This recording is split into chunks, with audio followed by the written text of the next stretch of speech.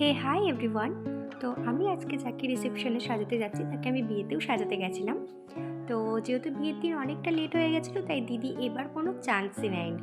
তাই সমস্ত আগে থেকে লোকেশন সেন্ড করে এবং তার বাড়ির ফ্যামিলি মেম্বারকে আমার জন্য রাস্তায় ওয়েট করতে বলে আমাকে নিয়ে আসা করিয়েছিল। এবং তারপরে আমি সেখানে পৌঁছে যাই এবং তারপরে দিদি ফ্রেশ হচ্ছিল। আর দিদি আমাকে প্রথমেই বিয়ের দিন বলেছিল দিদি ভীষণ ড্রাই স্কিন।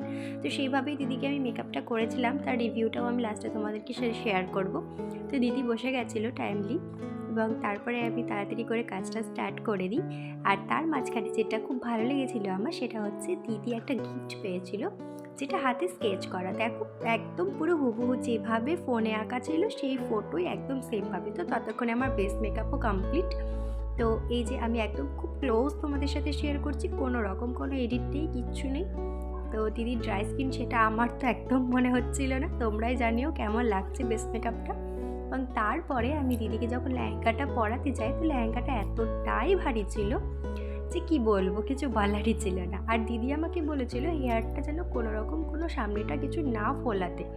তো সেই কথা ভেবে আমি এরকম একটা লুক দিদিকে ক্রিয়েট করেছিলাম এবং যে বানটা করেছিলাম সেটা ফুল দিয়ে ওটা ডেকোরেট করে দিয়েছিলাম। আর এটা হচ্ছে দিদির ফাইনাল লুক। দিদিকে কেমন লাগছে অবশ্যই জানিও, ভালো লাগলে যে অবশ্যই একটা শেয়ার করে দিও। আর আমার খুব ভালো লাগছে যে তোমরা আমাকে এতটা সাপোর্ট করছো, আমার ভিডিওকে এত এত ভালোবাসা দিচ্ছ, তার জন্য তোমাদের সবাইকে অনেক অনেক থ্যাংক ইউ। তো চলো সুস্মিতা দি কেমন লাগলো আমার কাছে সেজে দুদিনই? খুব ভালো লেগেছে, প্রথম দিন তো ভালোই লেগেছে, সেকেন্ড দিনও খুব ভালো লেগেছে।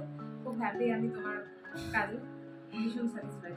Thank you. আর মেকআপ স্টে করেছিল? হ্যাঁ একদম, অনেকক্ষণ স্টে করেছিল সাথে। আই হোপ আজও মানে একদম একদম ঠিক আছে। ঠিক আছে, থ্যাংক ইউ।